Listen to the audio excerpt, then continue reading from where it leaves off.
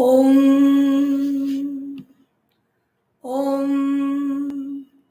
Om Sahana Vavatu Sahanau Bhunaktu Sahaviryam Karavavahe Tejasvinavadhitamastu Ma Vidvishavahe.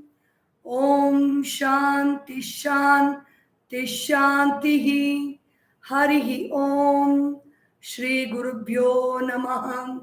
Harihi Om. बोलिए श्री सद्गुरुनाथ महाराज की जय. ओम नारायणं नमस्कृत्य नरं चैव नरोत्तमं देवीं सरस्वतीं व्यासं ततो जयमुदीरयेत्.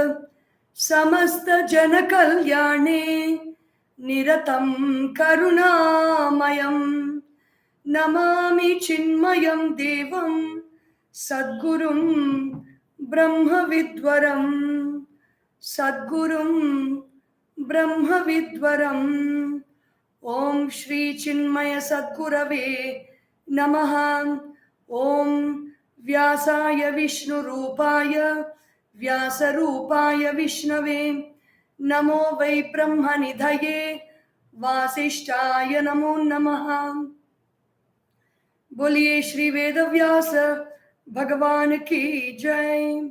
Hari Om. The tales from the Mahabharata. We are looking into Yaksha Prashna verses, the questions 91 to 94. Yaksha asks the questions and Yudhishthira answers. This is our 22nd episode of Yaksha Prashna. Questions 91 to 94. Yaksha uvacha कः शत्रुर्दुर्जयः पुंसां कश्च व्याधिरनन्तकः कीदृशश्च स्मृतः साधुः असाधुः कीदृशः स्मृतः. युधिष्ठिर उवाच क्रोधः सुदुर्जयः शत्रुः लोभो व्याधिरनन्तकः सर्वभूतहितः साधुः असाधुर् Nirdaya Smritaha. Again, very interesting questions and answers. Kaha Shatruhu Nirdurjayaha Krodhaha Sudurjayaha Shatruhu. So the Yaksha asks this question: what is the enemy that is very difficult to conquer? And Yudhishthira replies, anger or Krodha is the enemy that is difficult to conquer. There are two types of anger. One type of anger is Krodha and the other type of anger is Manyu. Krodha is the anger that is coming out of an impulse. When there is a stimulus given to us in any form, in whether it may be good or bad, there is a response, and if that response is in the form of anger without giving a second thought to whether we should get angry or not, it is Krodha. But when the stimulus is some cry for protection, somewhere somebody needs to be protected or needs to be helped, and in that condition, if we have to express our anger with consciousness, then it becomes Manyu. Manyu is not a Shatru, but Krodha is a Shatru. Krodha is an enemy. Bhagavan Shri Krishna also talks about Krodha in the second chapter of the Bhagavad Gita. Krodhat bhavati sammohaha, sammohat smriti vibhramaha, smriti bhramshat buddhi nashaha, buddhi nashat pranashyati. That is, Krodha is a result of Kama. Kama means desire, and then comes Krodha. Krodha is anger. Because of anger, the prana inside our system is disturbed. The prana is flowing regularly when we are in a very peaceful state, when we are in a very calm state.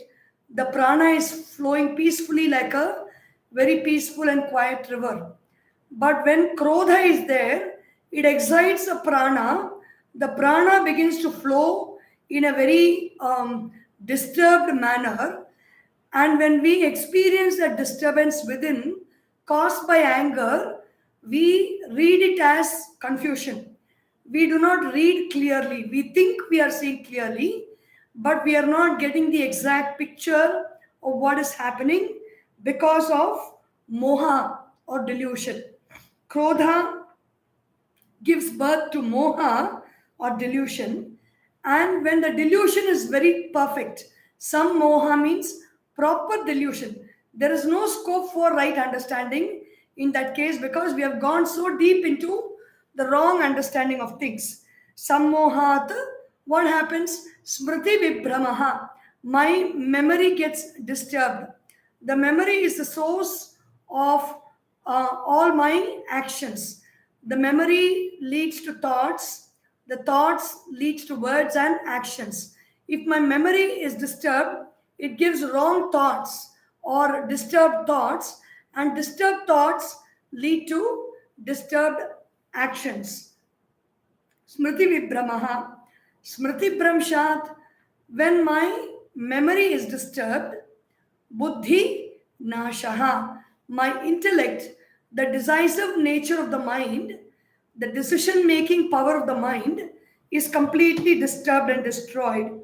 When that decision, our life is governed by the decisions we make.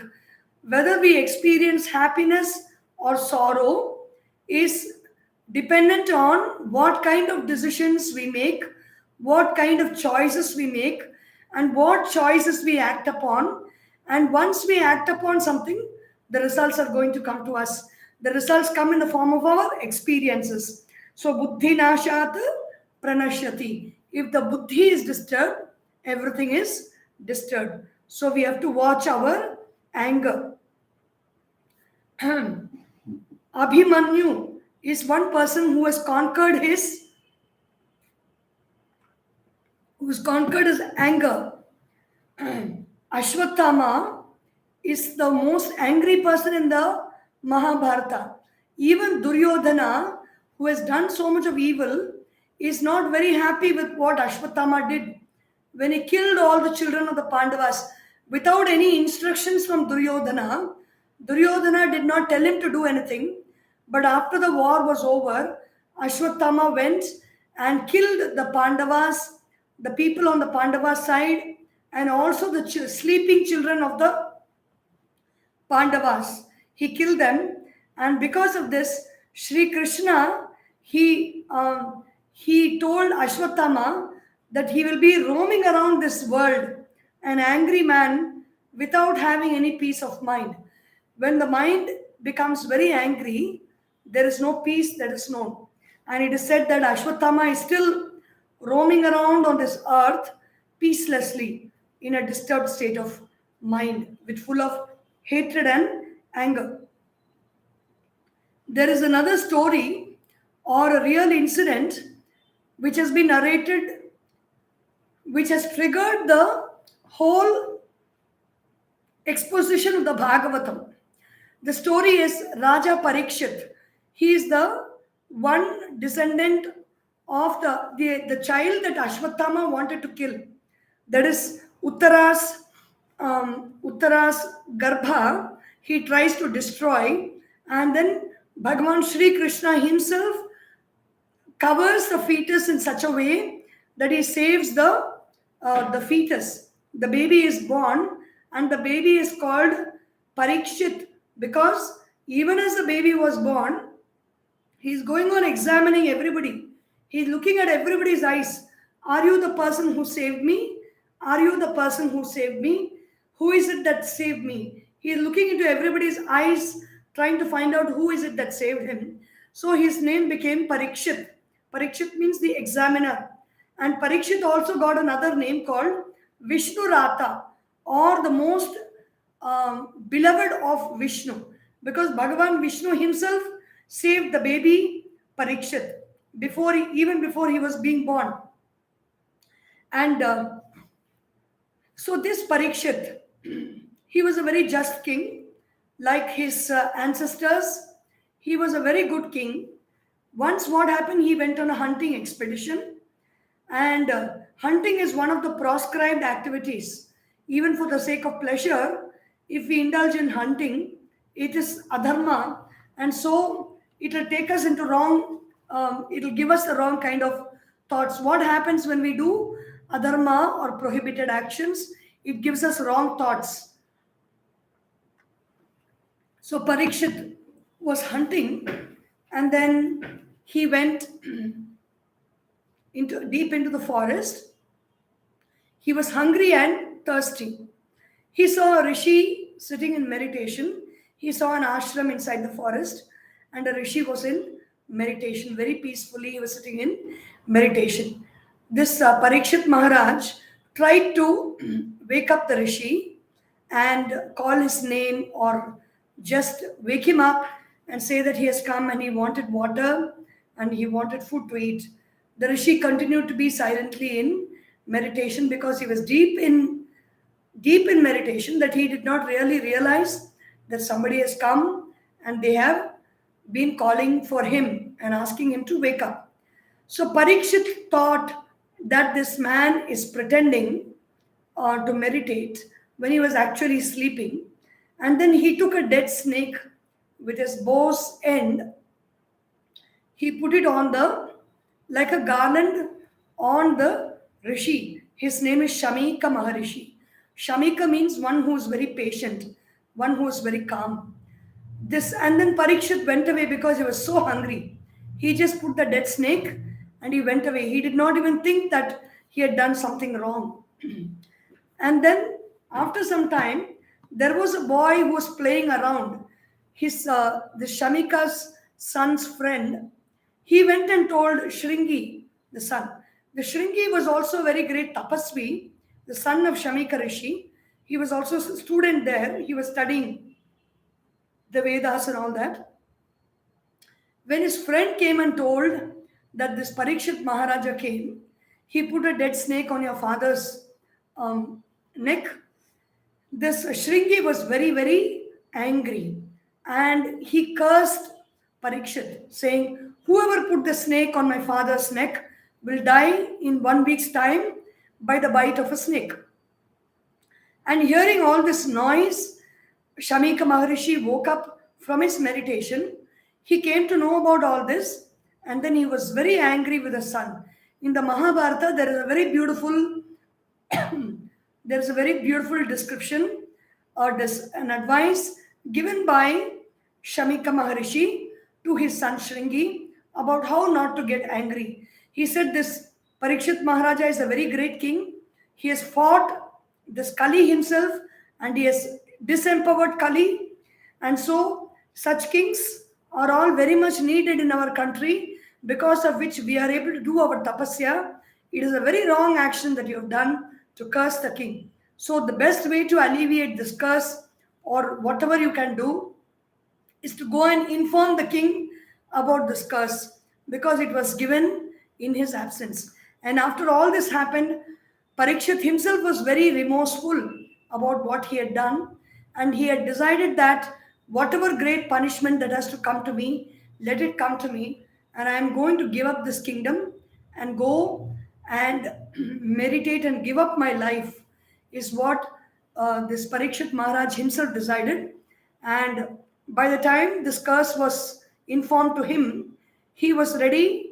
He heard of it and he felt very happy that he got this curse. And then he went to the banks of the Ganga. He gave up his kingdom to his son, Janamejaya, went to the banks of the Ganga. And the moment he decided he's going to sit in meditation and give up his life, sitting on the banks of the Ganga, Shuka Brahma Maharishi came in search of the student, and he sat on the banks and told the story of the whole Bhagavatam after listening to questions from Parikshit. That is, the question was, when a person is giving up his life, what should he be thinking about? And then the whole story of the Bhagavatam unfolded before Parikshit Maharaj. So that is the story of what happens when we get angry.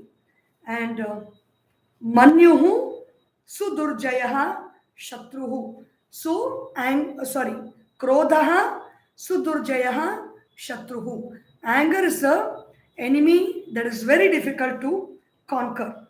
which means if it is very difficult to conquer, we have to try and conquer anger.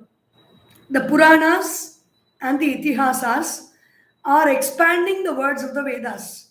And when they expand the words of the Vedas, they are only giving us the right information about how to live life.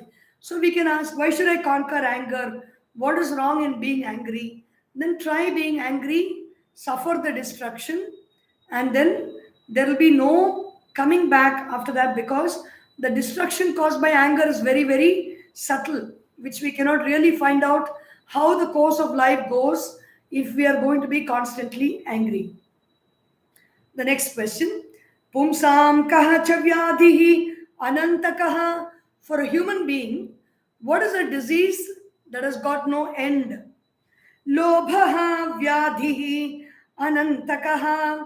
Greed is the disease, that is the disease of the mind, which is greed. It is an endless disease that we have. Excessive desire, greed, or avarice. So when does krodha, the previous question is krodha, and this question, the answer is lobha. The previous answer was krodha, and this answer was lobha. It has got to do something related to kama. So kama or desire is the cause for krodha. And kama is also the cause for lobha. When the desire arises in our heart, when the object of desire and myself, the one who experiences the desire and the object of desire, between the two, if there is an obstruction, the one who desires turns angrily towards that obstruction, and that anger is called krodha. Now, if there is no obstruction, when I experience a desire and my desire is fulfilled, I have a desire for rasagulla. There is a box of rasagullas, Haldiram's rasagullas, and it has been gifted to me by somebody. And I have not eaten rasagullas. I'm just giving an example. I don't want to give this example citing you as an example. I am just using myself as an example for this. So this box of Haldiram's Rasagulla comes, and I am going to take one Rasagulla when somebody comes and snatches away that box from me, and I get angry about that person. Now, everybody is very aware nowadays in the world. Nobody wants to eat sweets and put on weight and have so much of carbs which they are not able to digest it properly. And so, nobody touches those rasagullas. I eat one rasagulla, I'm happy. I take the next rasagulla, I feel very happy. I take the third rasagulla, I feel extremely happy. I'm going on and on. I'm not able to stop eating the rasagullas. I'm not able to stop with just one or two. I go on and on and on until I finish that box, and until I look towards the next person who will give me the next box of rasagullas. That is called lobha. Lobha is a disease. Of course, if I take one box full of rasagullas, I'm going to get disease. If not diabetes, it can be stomach upset, it can be whatever, like it can be a vomiting sensation, whatever it is. And if I'm going to experience, if all my desires are being fulfilled, there is no question of a desire being fulfilled by giving the object of desire, because every time we fulfill a desire by taking the object, it is like pouring ghee into the fire, and the fire is going to burn only more brightly. So lobha vyadhihi anantakaha. When my desires are being fulfilled and I crave for more and more of what I desire, that is going to be an endless disease. So even in Adi Shankaracharya and the Bhajava Govindam says, Mudha jahihi dhanagama trishna. Trishna means excess desire, a craving to have something, going on wanting to fulfill something. If I don't want that, then he says, Kuru sadbodhim manasi vitrishnam yallabhase nija karmopatam vittam tena vino dayachitam. There is no need for going on accumulating money. We need to live life happily, and life can be lived very, very happily with a limited amount of salary. And for that limited amount of salary, we can find some good work. That work will yield us some money, which will give us a place to stay, food to eat, and good clothes to wear. And the minimum expenditures that we need to do in life, we will be able to get it. And within that minimum expenditure, do good work, be good and be happy. Life will be very blissful and blessed. So give up the thought of going behind lots and lots of money, earning lots and lots of money. Trishna or Lobha, because Lobha is an endless disease. It can manifest as physical disease, it can manifest as mind disease, disease of the mind. Kidrishascha smritah sadhuhu, Kidrishascha smritah sadhuhu, sarvabhuta hitas sadhuhu, Kidrishaha cha smritaha. How is one recognized as a noble person? A sadhu is recognized as a noble person. Who is a sadhu? Sarva bhuta hitaha. A sadhu is a person who thinks about, cares about, works for the welfare of all beings. Every being should be happy. And a sadhu is the one who works for the happiness of the whole world. And that is the very famous statement in our Shastras, Vasudhaiva Kutumbakam, Sarva Bhuta Hite Rataha. Sri Krishna tells in the Bhagavad Gita, a sadhu is a person who is always interested in the welfare of all human beings. So it is a quality of a self-realized person, a jnani also. A jnani is the one who knows the truth, and what is his work in this world? He doesn't need to do anything in this world to fulfill his desires, because there are no desires that rise in him to be fulfilled. And so what does he do? How does he spend his time in the world? He thinks about the welfare of all beings. He works for the welfare of all beings. Sarvabhuta hite rataha sadhuhu. Such a person is called a sadhu. If the sadhu is one who is interested in the welfare of all, then who is an asadhu? Who is not a sadhu? Asadhuhu kidrisha smritaha. How do we recognize an asadhu? Asadhuhu nirdayaha smritaha. Asadhu is a person who does not have daya, who does not have compassion in his heart. What is compassion?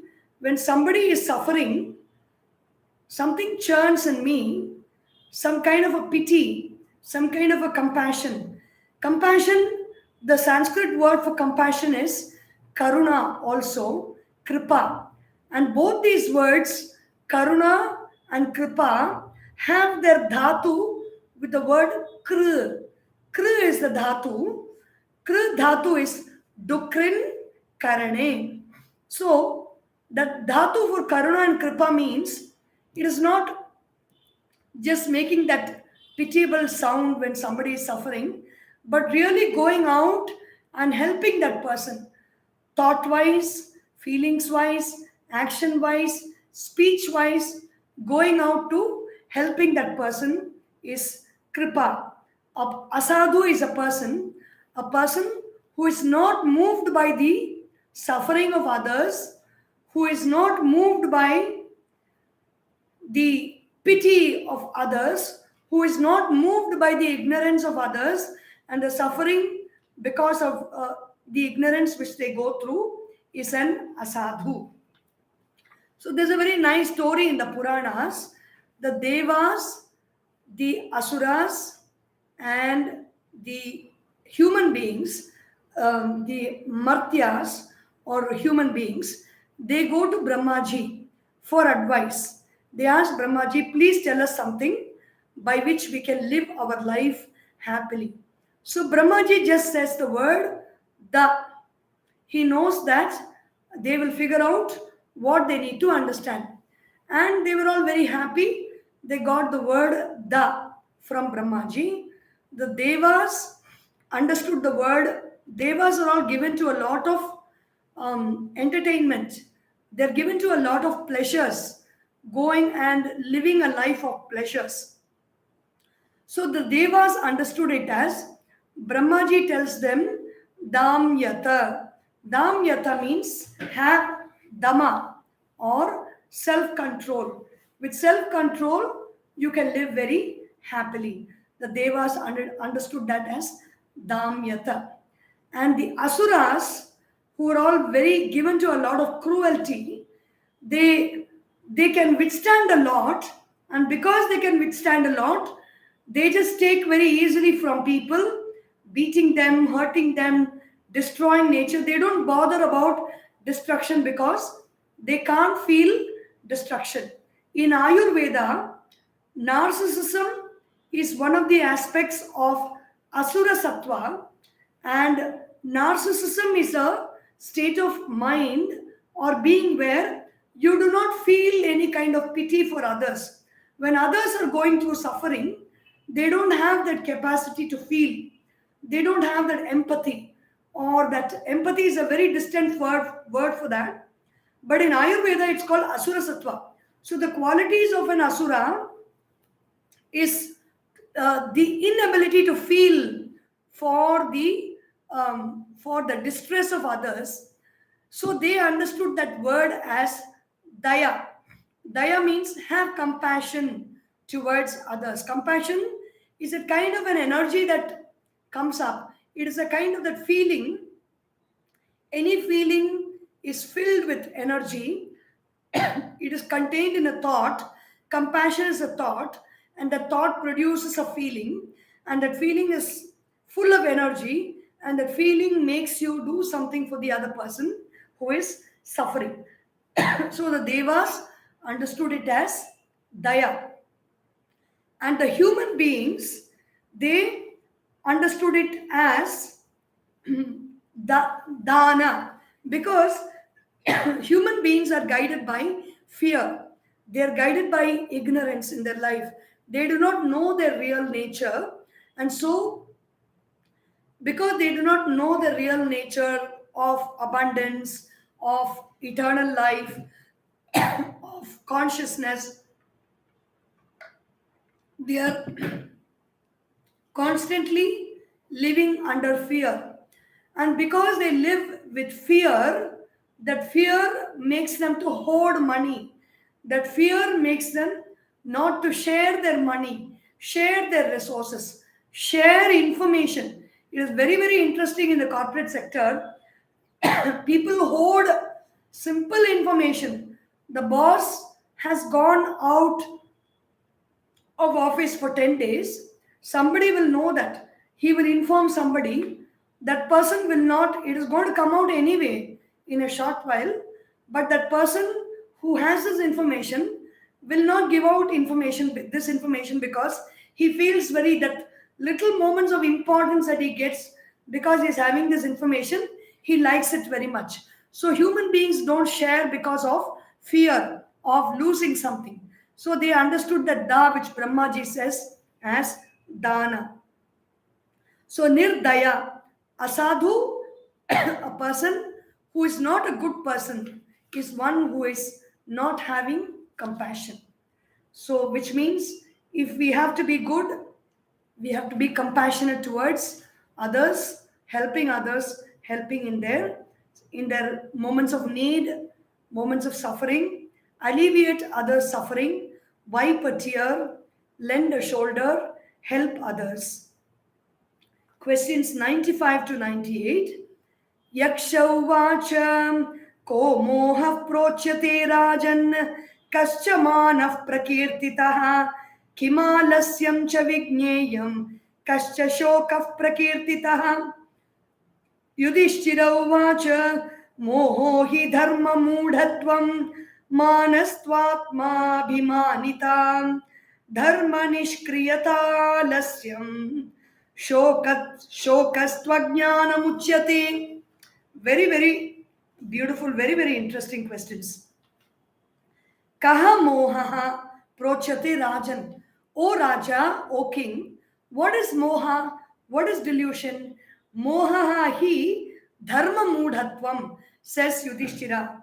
In the not understanding what is dharma. Dharma means my responsibility, my duty. Not understanding my responsibilities, my duties is called moha. Called dharma mudatvam is called moha or delusion.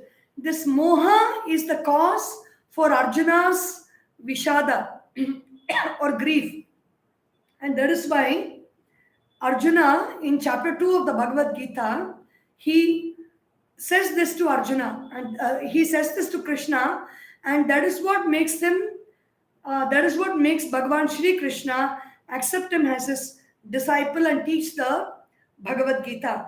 Karpanya dosho pahata svabhavaha pritchami tvam dharma sammudha chetaha yachreyasyan nishchitam bruhitan me shishyasteham shadhimam tvam prapannam.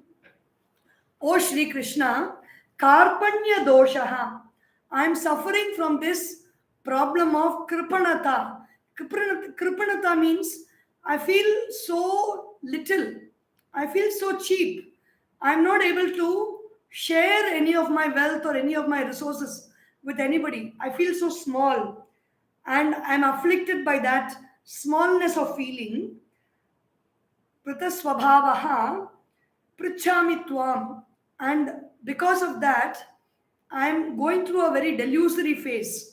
I am asking because my mind is overwhelmed by dharma mudha. I do not know what my duties are, what my responsibilities are.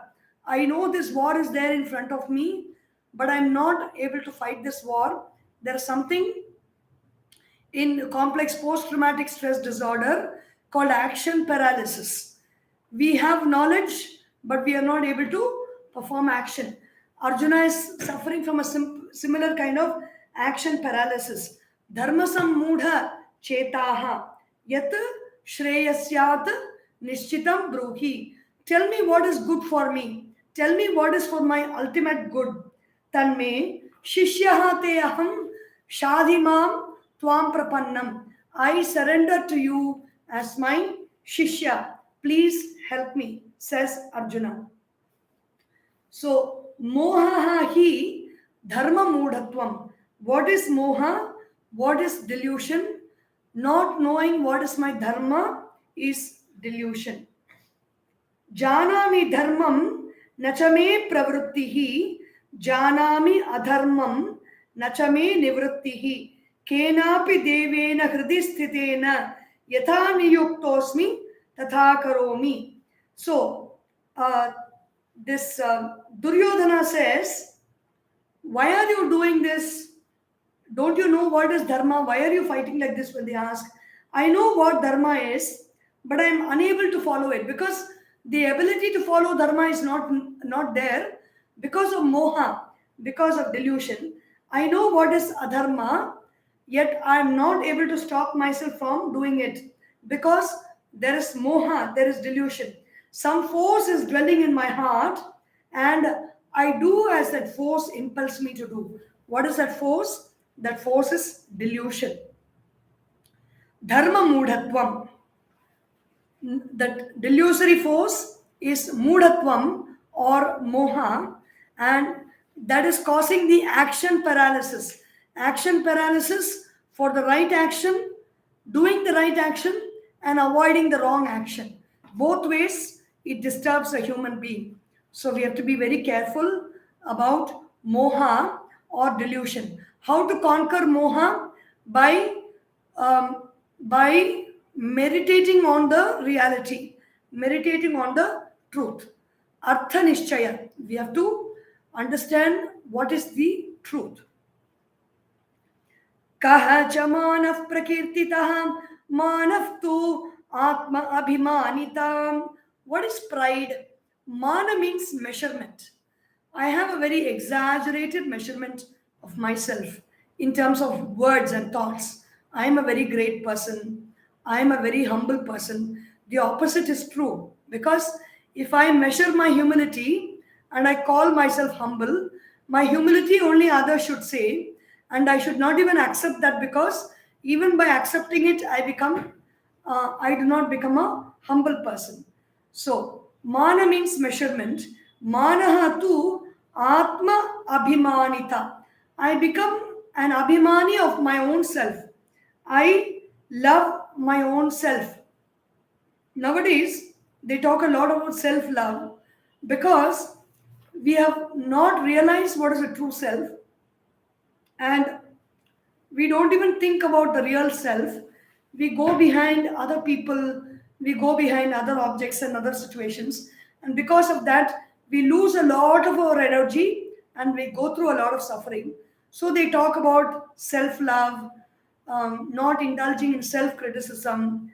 But this mana is thinking too much of my own self, giving a very exaggerated opinion of myself, and being very proud of my own qualities. When we are actually proud of ourselves, we have a wrong understanding of the self, which is identified with our qualities, identified with our money, identified with the body, its physical beauty, its trimness and slimness, identified with the intellect. We say, I am very intelligent, I am very brilliant. Identified with the wealth we have, we say, I am very rich. Identified with the number of people we have around us, we say, I am surrounded by all kinds of people. I'm surrounded by a lot of friends. I have so many followers for whatever I do, and people listen to what I say. For everything, we feel proud about ourselves, associating that, identifying with something else, which is not our true self. And that is called mana, is Atma Abhimanita. Kim alasyam cha vigneyam. What is laziness? Dharma nishkriyata alasyam. Dharma nishkriyata. Not doing what one is supposed to do. Dharma means my duty, my responsibility. When I do not discharge my duties, when I do not discharge my responsibilities, that is called alasyam. That is called laziness. Dharati lokan dhriyate punyatmabihi iti cha dharmaha. Dharati lokan. One, that which holds this whole world. What actually holds this world?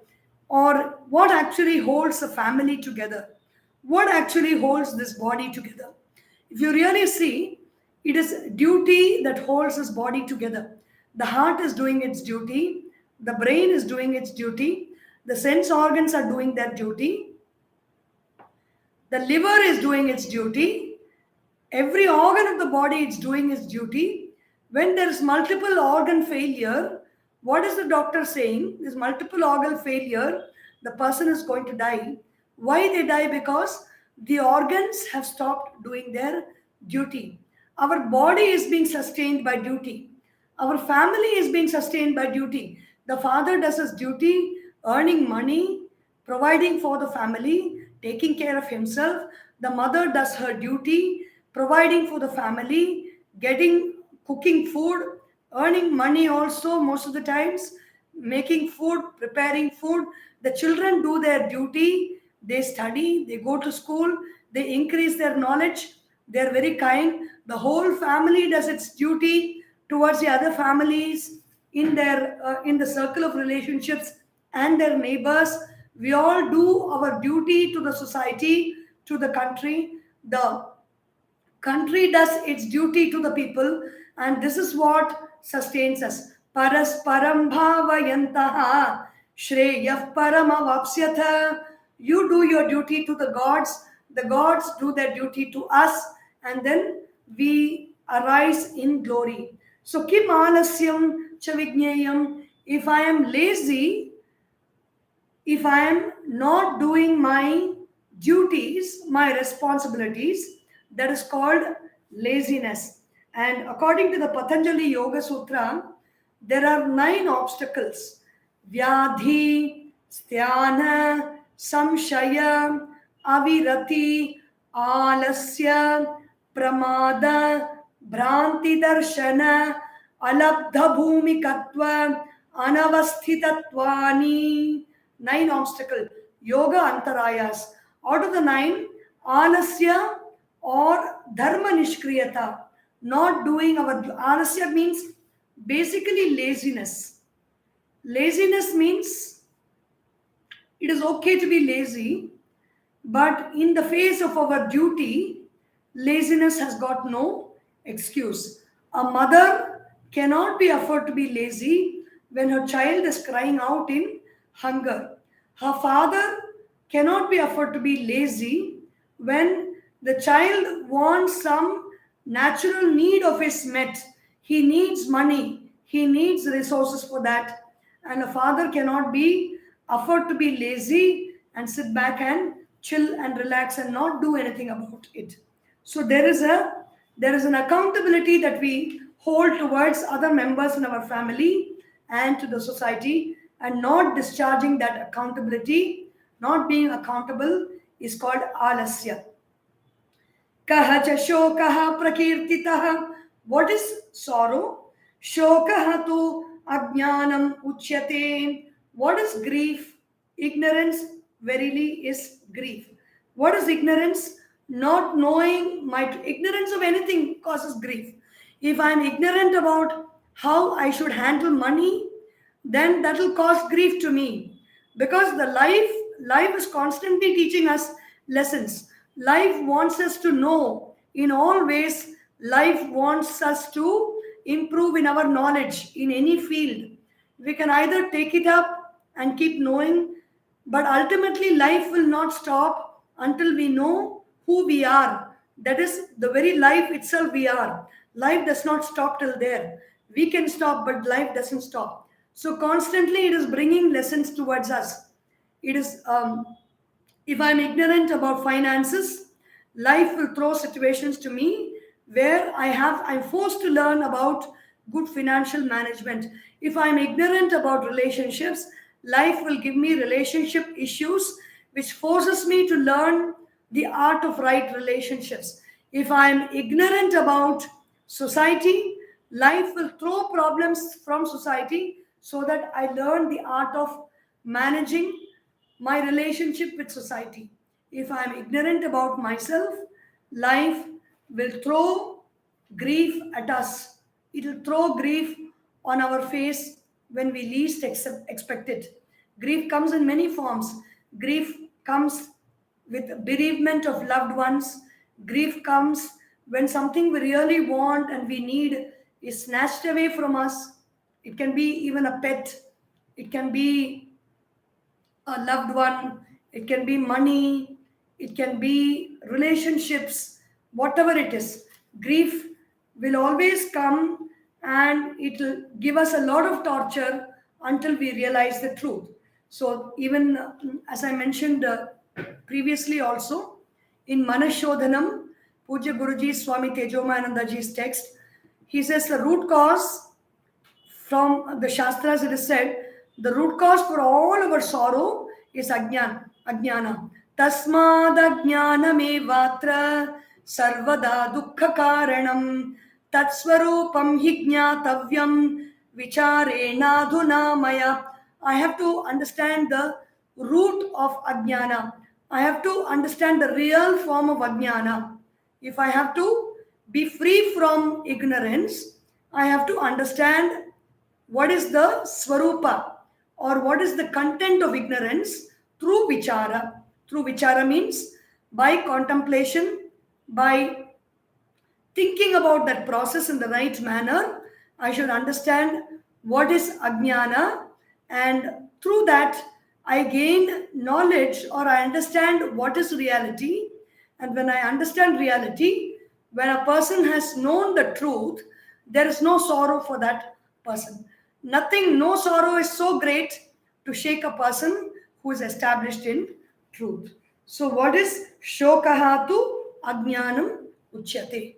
So, with this, we will continue tomorrow with the next set of questions. Om Sarvesham Swastir Bhavatu, Sarvesham Shantir Bhavatu, Sarvesham Purnam Bhavatu, Sarvesham Mangalam Bhavatu, Sarve Bhavantu Sukhinah, Sarve Santu Niramayah, Sarve Bhadrani Pashyantu, Ma Kaschit Dukkha Bhag Bhavet. Om Asatoma Sadgamaya Tamasorma Jyotirgamaya Mrityorma Amritam Gamaya. Om Purnamadav Purnamidam Purnat Purnamudachyate Purnasya Purnamadaya Purnameva Vashishyate.